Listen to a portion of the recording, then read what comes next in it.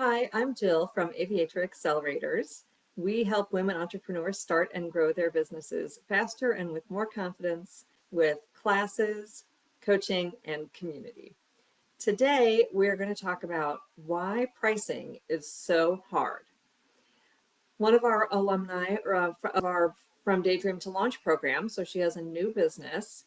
She reached out to me this week to talk about pricing her products, and she was selling her handmade goods and was getting some pushback. She felt like her pricing was pretty fair, especially given the amount of time that it took to, create these products. And so she was really demoralized when she got some pushback on it. People saying it was too expensive. So I thought it would be great to talk about pricing today. Um, it's certainly something that is very challenging. It's kind of an art and a science. You have to know how much it costs for you to produce whatever it is that you sell, your product or your service. But then how much, more than your cost do you charge?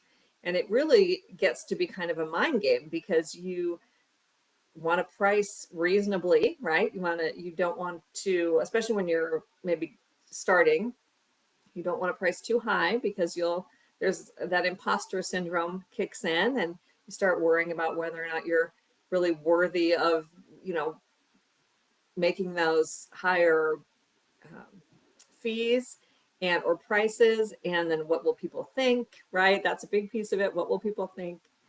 Um, so I wanted to talk through several things here today. So I think one of the things, the story that I like to remember, when several houses ago, we had a shed in our backyard, and over the winter, the little padlock that we had on there had rusted or frozen shut. Something was wrong with it. So we called a locksmith out, and he came out with this little tool and went zip, zip, and the lock came off. And he said, that'll be $80. And I was like, $80, huh? Wow, that's, quite a lot of money for a 2-minute service. And he said, yeah, but, I had to buy the tool. And I thought, that's actually a really good point, right? I didn't want to own that expensive tool that he was using. So it made a lot of sense. He had to drive out there too.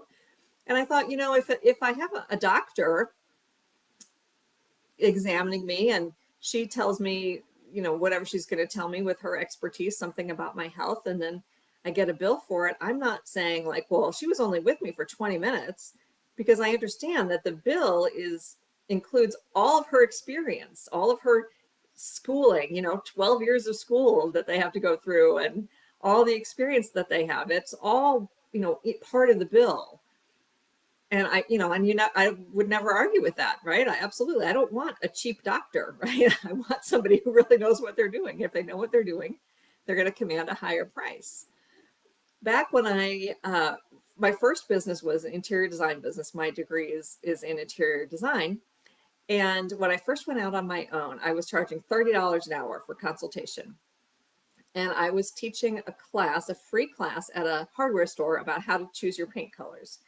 And somebody at the class asked me how much I charged for consultation. And I said $30 an hour. And she was like, you get a lot of people for that? And I thought, wow, I thought that was pretty reasonable. But, she was really thought that was extravagant and ridiculous. And then I ended up getting my first client, and I'm still friends with him today. He was absolutely an ideal client. Loved working with him. He loved all of my suggestions. His home is beautiful now.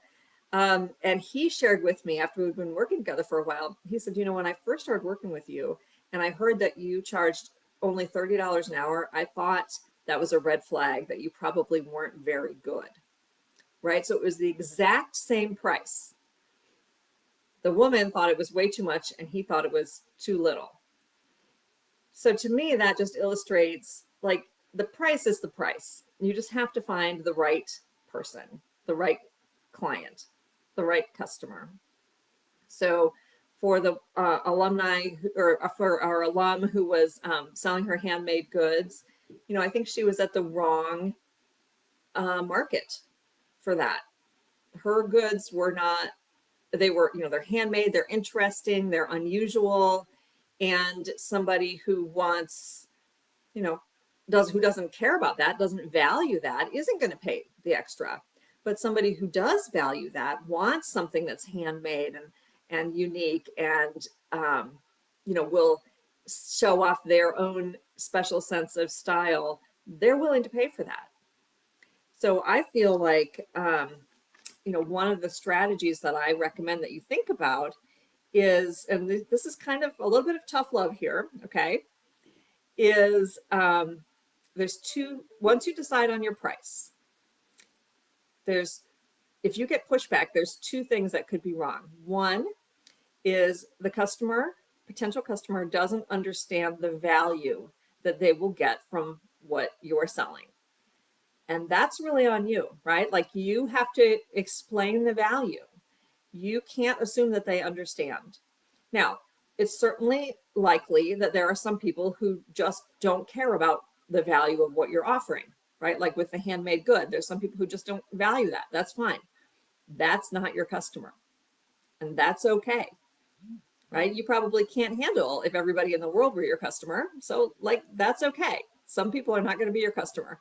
Once you explain the value, if they don't care about it, they're never going to pay your price, right? Like that woman who thought $30 an hour was too much to come for an interior designer to come out to her home. She was never going to be my customer. She just doesn't value that. So that's okay. I can let her go. And then the other piece is, if you are communicating your value, then again, you're not showing it to the right customers. So you need to be where the people who value what you offer are. So you need to find those people. And it could be, they value handmade goods. It could be that they value, your particular spin on whatever it is you do. Whatever it is, those are the customers that you need to sell to, because they will understand what you're doing and see the value of it for them and be willing to pay your price. So you need to find them.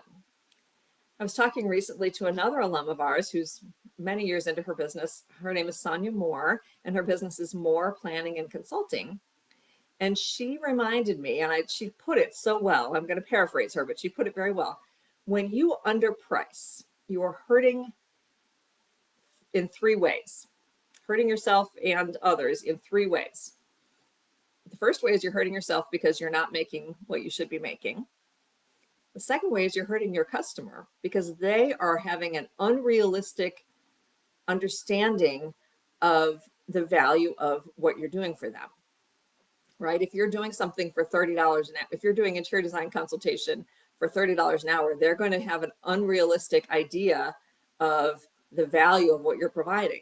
Just like my ideal customer that I told you about, he was like, I was worried about that. I was worried that you weren't going to be very good at $30 an hour. So you're hurting yourself, you're hurting your customer with the unrealistic expectation, and you're hurting the industry. Because if I only charge $30 an hour for interior design, then that means that it might mean that the perception of everybody who charges more than that is a crook, right? Outrageous. So I needed to be more in line with the industry in general. Now you could be a little bit less expensive or a little bit more expensive, right? But kind of in general in line with the industry. Otherwise, you're hurting the industry as a whole. So I hope that's helpful. And I encourage you to price what you're worth. Figure out how much it costs you to produce whatever it is, your product or service. Look at the competition so you know what you're up against, right? Because your customers will probably know what the competition is doing. And then think about the value that you provide and all of your experience and your own way of looking at things and your own delivery and the benefits that you bring, and price according to the value. Okay, so there's your price. Now the challenge is to communicate the value and to find the customers who value what you offer. Thanks so much for joining me today, and I will see you again next week.